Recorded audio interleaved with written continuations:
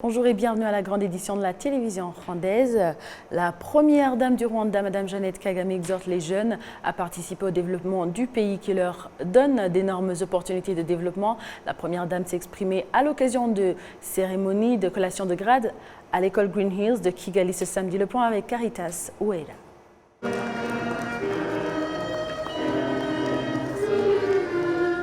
Émotion de joie pour 114 élèves finalistes du secondaire à l'école Green Hills à Kigali.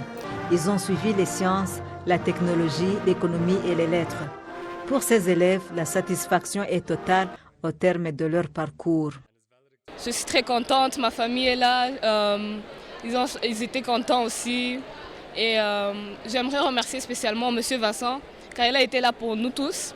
Il a été là pendant nos examens, il a été là pendant des bons moments, pendant les moments là on avait besoin de lui, on allait chez lui et je suis très contente aujourd'hui et j'espère que tout le monde puisse avoir un très beau avenir. On avait beaucoup de défis car notre classe était la première à entamer MYP-IB en grade 10 et on a réussi. Il y avait des hauts, il y avait des bas, mais on a parcouru le chemin ensemble, main à main. Et je souhaite à tout le monde un beau futur car ça nous a appris beaucoup de choses. Ces hauts et des bas nous ont appris beaucoup de choses. Je souhaite aller au Canada, si tout va bien, si Dieu le veut. Et j'espère y trouver des opportunités qui pourront pouvoir m'avancer dans cette vie. Le processus, il était quand même lent. Mais il était bien. Je suis vraiment très reconnaissant d'avoir pu trouver de nouveaux amis. Et moi qui joue au foot, je suis vraiment content vu qu'on a pu gagner et s'amuser entre amis. Les défis qu'il y avait, c'était toujours mettre de l'effort et ne jamais abandonner. Parce que tous les jours, il fallait rentrer et réviser. Il ne fallait pas mettre un jour de repos pour pouvoir réussir. Et pour surmonter ça, je me suis dit que mes parents ils payent beaucoup d'argent pour que j'étudie. Donc il fallait que je les fasse plaisir. Et il faut aussi comprendre que c'est ton futur qui est en jeu. Pour la suite, je vais aller au Canada, à Carleton. J'espère aller à Carleton pour étudier, pour avoir un major en économie. La direction de l'école Green Hills se félicite de la participation de ses élèves aux activités de volontariat dans le pays. Au nom des parents, le Premier ministre, le Dr Edouard Ngirente, a exprimé sa gratitude à la Première Dame Jeannette Kagame pour son engagement en vue de doter les élèves des compétences requises pour leur propre développement dans l'avenir. La Première Dame Jeannette Kagame a loué le courage dont ont fait preuve les élèves et la direction de l'école pour le succès qui fait leur fierté aujourd'hui. Elle a en outre prodigué des conseils à ses élèves finalistes pour leur bien. Many of you are wise beyond your ears, I've heard. So come to us. Certains d'entre vous, vous distinguez par de fortes compétences qui dépassent de loin le niveau qui est le vôtre normalement, comme nous l'avons appris. Nous vous invitons ainsi à vous joindre à nous avec le sens de l'innovation, en vue de contribuer au développement économique de votre pays, qui a fait beaucoup pour vous et qui attend beaucoup de vous. Soyez responsables et corrects dans ce que vous faites. Faites de bons choix car tout repose entre vos mains. Protect your mental health with healthy practices. Communicate as soon as you sense that you may need help or simply love. Prenez soin de votre santé mentale surtout. En cas d'assistance, confiez-vous à ceux qui peuvent vous aider et sachez choisir de bonnes compagnies. As you go off into a world that can be exploitative of your youth, be careful of your associations. Surround yourselves with the people that elevate you rather than pull you down. La direction de l'école Green Hills a fait savoir que ses élèves finalistes ont déjà trouvé une centaine d'universités prêtes à les accueillir à travers le monde.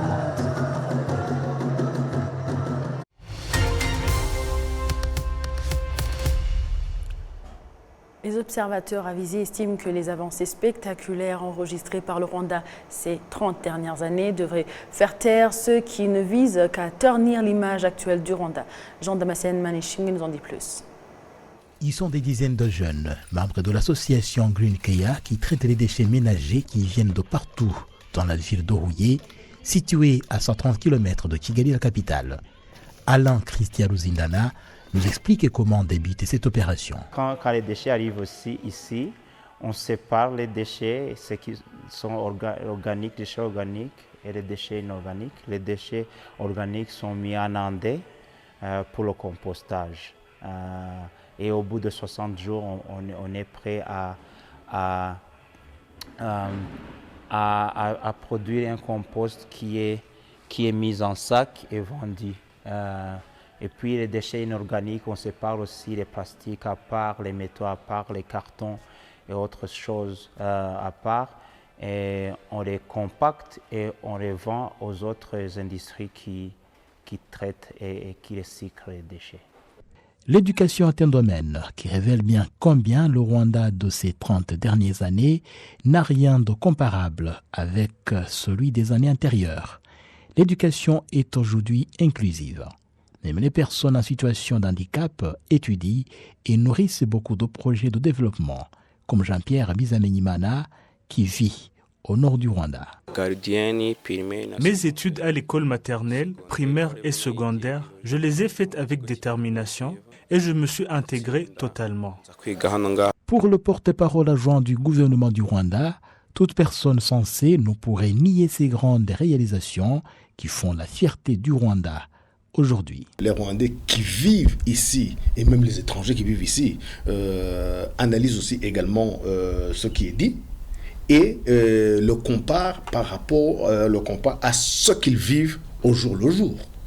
Et il le compare aussi à ce qui est fait par le gouvernement rwandais en collaboration avec la population.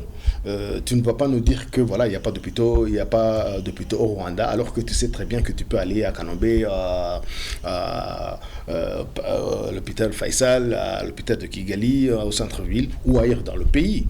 Tu ne vas pas dire aux Rwandais que voilà, les Rwandais sont incapables d'organiser des réunions, capables d'accueillir une réunion de 3, 4, 5 000 personnes, alors qu'ils l'ont vu.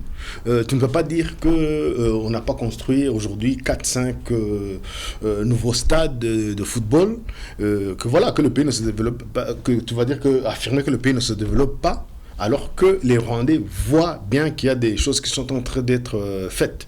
Donc aujourd'hui, il est très important que on donne la valeur à ce que disent ceux qui vivent ici au Rwanda, ceux qui viennent faire des enquêtes sérieuses ici au Rwanda, et par rapport à ce que une personne qui est assise à 6 000, 7 000 km, parce qu'il a parlé à 2-3 personnes par rapport à une population de 13 millions d'habitants, et donner la valeur à ce que quelqu'un, parce qu'il est blanc, parce qu'il a l'expérience, parce qu'il a les moyens, parce qu'il dit qu'il a fait des enquêtes, alors que dans ces enquêtes, lui-même, il dit qu'il suppose, il dit que voilà, on a des documents, mais ça a été contredit, et croire que et accorder une importance à ce qui est dit à l'étranger par rapport à ce qui est fait réellement sur le territoire rwandais.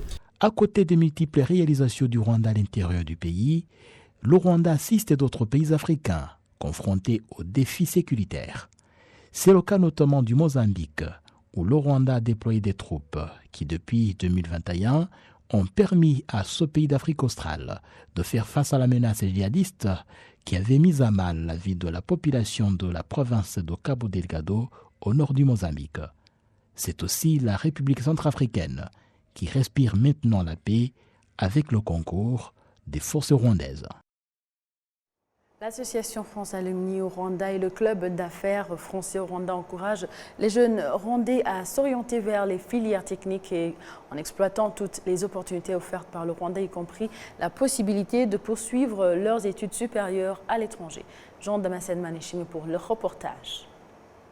L'Afrique est un continent jeune et le Rwanda n'en fait pas exception, comme l'a démontré le dernier recensement général de la population et de l'habitat au Rwanda. Consciente de cet atout de développement une fois bien valorisé, l'association France Alumni Rwanda assiste les jeunes Rwandais en leur présentant des opportunités de poursuivre leurs études en France. France Alumni travaille bien sûr sur l'insertion professionnelle, mais aussi sur l'accompagnement académique. C'est-à-dire qu'on collabore avec Campus France pour pouvoir accompagner les jeunes qui veulent aller faire leurs études en France, surtout en partageant nos expériences respectives, mais aussi en donnant des réponses sur des questions ou des questionnements de beaucoup de jeunes qui se demandent comment accéder à une formation en France, surtout les procédures, les coûts et les calendriers. Et donc, on a chaque année des ateliers avec Campus France, avec les établissements français qui viennent ici pour présenter leur établissement, montrer comment y accéder et si jamais il y a une bourse aussi, comment accéder à cette bourse. Donc, France Alumni, bien sûr, va accompagner ces jeunes à travers ces ateliers en partageant les informations, en expliquant beaucoup plus en profondeur. Je crois que c'est notre présence les remet aussi en confiance. Et quand ils nous voient, ils arrivent à poser toutes les questions et à côté, il y a des établissements qui vont compléter ou que nous, on va compléter. Donc, c'est vraiment un moment d'explorer. Les jeunes peuvent penser, avoir une vision d'aller plus loin et se former à l'extérieur du pays. Avec l'inauguration de IRCAD Africa, le Rwanda affiche de plus en plus sa détermination de rendre effective l'intégration africaine. Si plus de 200 étudiants venus de 23 pays africains fréquentent déjà IRCAD Africa, c'est une bonne nouvelle pour l'avenir de tout le continent, estime l'ambassadeur de France au Rwanda. Et donc c'est un centre d'excellence et de formation sur la chirurgie mini-invasive, donc qui a vocation à former les chirurgiens de tout le continent à la chirurgie en fait d'aujourd'hui de demain, c'est-à-dire, je pense que vous avez visité les lieux, avec à la fois des robots, de l'intelligence artificielle, c'est à la fois l'œil augmenté, la main augmentée, et à terme, ça devrait permettre, dans un continent en pleine expansion sur le plan démographique, qui aura besoin de chirurgiens, donc fait de former sans doute des techniciens de la chirurgie, qui pourront manier les robots, qui pourront faire des opérations relativement simples. Parce qu'un chirurgien, il faut compter entre 12 et 15 ans pour le former, avec un continent qui comptera plus de 2 milliards d'habitants en 2050, ça peut être compliqué, mais avec les nouvelles technologies, on y arrivera certainement. Et en fait, le Rwanda s'inscrit effectivement dans cette volonté de créer des outils qui servent déjà, qui sont à la pointe du progrès, et puis qui ont une vocation régionale et même continentale. Voilà, et ça, je pense que ça permet de faire le lien avec qui vous êtes et ce que vous êtes, c'est-à-dire des anciens, pour l'essentiel des Rwandaises et des Rwandais, il y a quelques Français aussi parmi vous, qui ont fait leurs études en France, qui maintenant font profiter de leur savoir, de leurs compétences, ce Rwanda qui est quand même en plein développement. Les professionnels du domaine de la santé sont d'avis que les jeunes doivent profiter des opportunités offertes par le Rwanda pour embrasser massivement les domaines techniques. Il y a d'énormes chances de réussite. Donc j'encourage également les jeunes gens à embrasser ces filières techniques et à y croire, à se donner. Il y a beaucoup de choses à faire, il faut le vouloir. Parce que les gens peuvent organiser des formations pour vous, mais si vous n'en voulez pas, vous n'en tirez pas grand-chose. Donc j'encourage les jeunes gens et les entrepreneurs à s'intéresser à ce domaine des équipements, mais des services aussi dans le domaine de la santé. Merci. Pour sa part, le club d'affaires français au Rwanda se déclare prêt à plaider pour plus d'investissements étrangers au Rwanda en s'appuyant sur le climat des affaires qui s'améliore de plus en plus dans le pays. C'est évidemment continuer à être l'ambassadeur du Rwanda au sein des entreprises qui souhaitent s'établir au Rwanda, en l'occurrence des entreprises françaises. Donc, par exemple, il y a quelques semaines, on avait une délégation du MEDEF, donc le patronat français qui est venu ici au Rwanda. Et nous, notre objectif, c'était vraiment de parler du climat des affaires, de notre expérience en tant que patron et patronne d'entreprise ici au Rwanda, qui est positive. Le club d'affaires français au Rwanda compte à présent 42 membres français et rwandais. L'ambassadeur de France au Rwanda est confiant que le renforcement de ce club pourra ouvrir d'autres horizons aux entrepreneurs rwandais. Il y avait 20 membres au départ, je crois qu'il y en a 45. Donc ça fait pratiquement autant d'entreprises, des entreprises françaises, des entreprises rwandaises. Et donc c'est un club d'affaires qui est là effectivement pour favoriser les échanges économiques et commerciaux entre la France et le Rwanda, mais aussi les investissements français au Rwanda et pourquoi pas un jour les investissements rwandais en France. Donc c'est un club qui est ouvert, je dirais, à la fois aux Français et aux Rwandais, éventuellement aussi à des membres d'autres nationalités. J'ai vu qu'il y avait un monsieur là qui est belge, qui est membre du club d'affaires. Simplement, l'idée, c'est qu'il faut que les entreprises, effectivement, aient un lien ou avec la France ou avec le Rwanda, parce que c'est le club d'affaires français au Rwanda. Les observateurs estiment que le partenariat entre le club d'affaires français au Rwanda et l'association France Alumni Rwanda, appuyé par les bonnes relations entre la France et le Rwanda, portera plus de fruits dans l'avenir pour le bien des deux pays respectifs.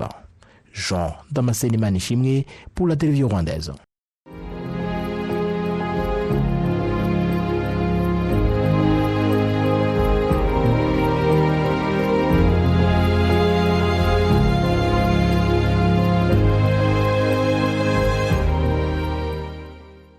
Les membres du club Rotary au Rwanda se sont rendus au site mémorial de Kigali à Gisozi dans le cadre d'honorer la mémoire des victimes du génocide perpétré contre les Tutsis au Rwanda en 1994.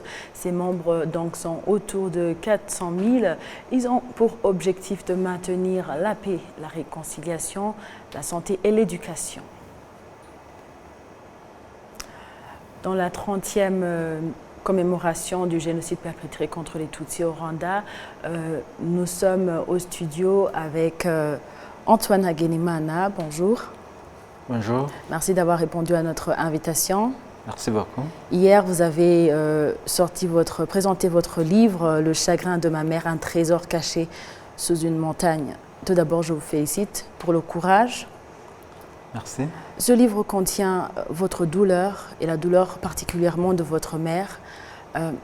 On retourne à Rusizi au moment du génocide. Pourriez-vous nous parler de la résilience juste après le génocide? Après le génocide perpétré contre les Tutsis, beaucoup de rescapés du génocide, y compris moi aussi, avec ma mère, nous avons vécu des circonstances de restauration et de combattre ou avoir de résilience. Et dans ce moment-là, nous étions dans une situation où on devrait survivre. Et aussi, après, j'ai eu des informations venant du cancela Mukakura Nicolette que ma mère a été violée par des milices pendant le génocide. Et à ce moment-là, ma mère était encore vivante et c'était très difficile pour moi d'avoir cette information. Et puis, mais pour le moment, après avoir reconnaître cette information, j'ai pris la décision d'écrire sa souffrance comme un trésor caché sous une montagne. Oui, votre mère a rendu son âme en 2008, donc Marianne Mukanouari. Vous racontez que vous avez appris beaucoup de douleurs, tout ce qu'elle a traversé, et vous avez choisi de parler de la violence sexuelle. Pourquoi pourriez-vous, bon, moi j'ai vu, mais pourriez-vous rappeler la raison pour laquelle c'est ça qui vous a touché le plus? Ça m'a touché tellement beaucoup parce que après le génocide, j'ai eu la chance d'étudier la psychologie et j'ai travaillé quelques 8 ans à Vega Gahozo et je travaillais où je suivais les femmes violées pendant le génocide. Ce moment-là, le retour des informations sur la vie de ma mère m'a poussé à écrire cette histoire, cette circonstance douloureuse que les femmes violées pendant le génocide ont vécu. C'est pourquoi moi je parle comme un traumatisme non décortiqué parce que ces femmes, c'est très difficile pour elles apparaître de cette situation qu'ils ont vécue. Oui. Alors, vous avez bien sûr arrêté les études, mais vous avez repris et vous avez été inspiré par la résilience de votre mère. À quel moment, comment est-ce que vous êtes arrivé à gérer cette situation? Parce que j'ai vu dans votre livre qu'à un moment, vous avez vraiment une compassion, vous vouliez lui parler, mais vous n'arriviez pas à lui parler parce que vous étiez un garçon. Comment est-ce que vous avez pu surmonter cela? En tout cas, je peux dire que de façon ou d'une autre, nous avons eu beaucoup de chance d'avoir le gouvernement rwandais qui a procuré des facteurs protecteurs comme FACH qui nous a aidés à étudier. Et il y a aussi des organisations comme GARG, ARG qui nous a aidés aussi à parler de toutes ces circonstances, à verbaliser. Et quand on verbalise, il y a des réponses dans la verbalisation. Et puis, si tu as la passion d'écrire, c'est tout à fait possible, même si c'est très difficile. Votre mère, quand vous lui avez annoncé l'envie ou bien la motivation d'écrire, quelle était sa réaction? Je peux dire que j'ai pris cette décision d'écrire après la mort de ma mère.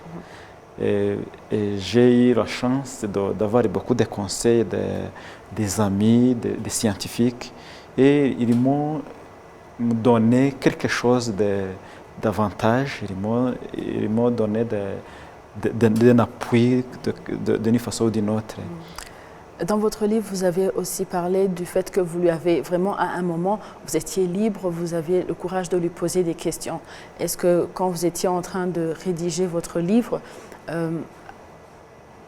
est-ce que puisque vous avez mis de côté votre douleur, vous nous avez parlé en particulier de votre mère, est-ce que vous comptez aussi écrire votre douleur ou bien c'est un livre seulement c'est juste pour la mémoire de votre mère seulement? Il y a quelques chapitres qui parlent de ma vie propre. Oui. Oui, les études et les moments que j'ai vécu pendant le génocide aussi.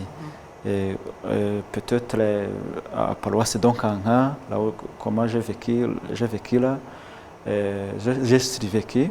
Et puis au commune Kamembe, et puis à la maison aussi, avant la date de 18 avril.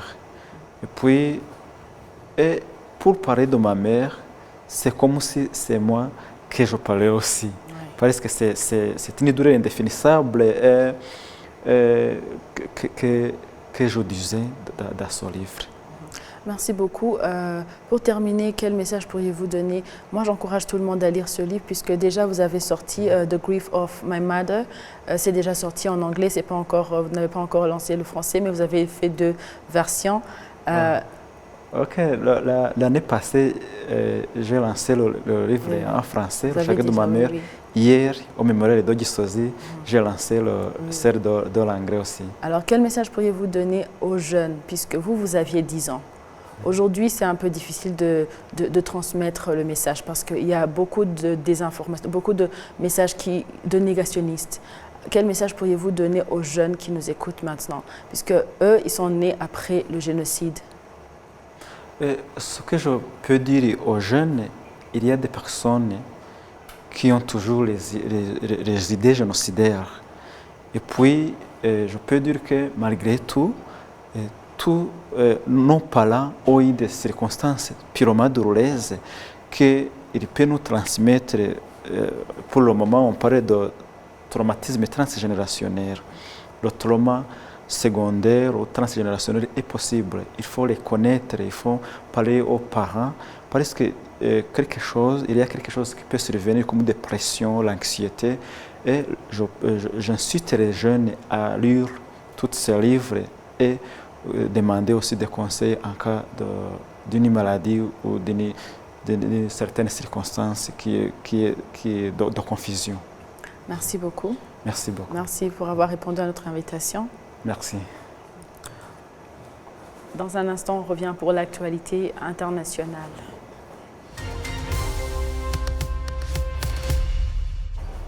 D'aujourd'hui, merci à vous tous qui étiez au rendez-vous d'actualité. Au nom de toute l'équipe qui a réalisé la grande édition, je souhaite de passer un excellent suite du programme de la télévision rwandaise. C'était avec Amandine Dikouma-Sabo. À la prochaine. D'ici là, portez-vous bien.